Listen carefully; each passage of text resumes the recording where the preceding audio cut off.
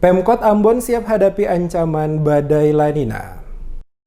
Wali Kota Ambon Richard Lohena Pesi memastikan pihak pemerintah Kota Ambon bersama TNI Polri dan instansi lainnya telah siap menghadapi ancaman badai La Nina yang diperkirakan terjadi pada Desember hingga Februari 2021. Penegasan wali kota ini disampaikannya usai mengikuti rapat paripurna bersama DPRD Kota Ambon di Balai Gedung Wakil Rakyat Belakang Soya Ambon pada hari Rabu 25 November. Saat ditanya soal kesiapan pemerintah Kota Ambon menghadapi badai La Nina. Dikatakan wali kota, pemerintah kota bersama dengan berbagai pihak diantaranya TNI Polri dan instansi lainnya telah mengadakan apel siaga antisipasi bencana alam beberapa waktu lalu di markas Polresta Ambon guna memastikan seluruh persiapan personil dalam menghadapi badai La Nina. Selaku wali kota, dirinya mengatakan telah mengambil langkah sejak awal guna meminimalisir jatuhnya korban saat terjadi bencana alam akibat badai La Nina yang diperkirakan berdampak juga pada wilayah Maluku termasuk Kota Ambon pada Desember hingga Februari 2021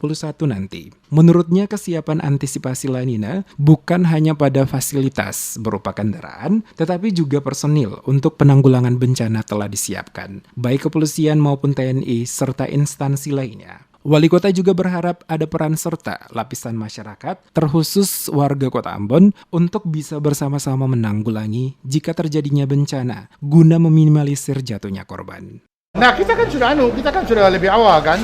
Kita sudah lebih awal untuk apel siaga untuk antisipasi La Nina yang bertempat di Polres itu.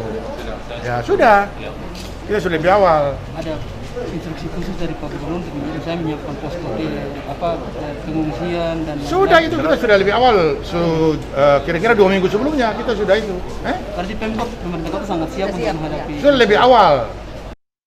Seperti yang diketahui, peningkatan curah hujan seiring dengan awal musim hujan disertai peningkatan akumulasi curah hujan akibat La Nina berpotensi menjadi pemicu terjadinya bencana hidrometeorologis seperti banjir, tanah longsor, puting beliung, hujan es, hingga badai es.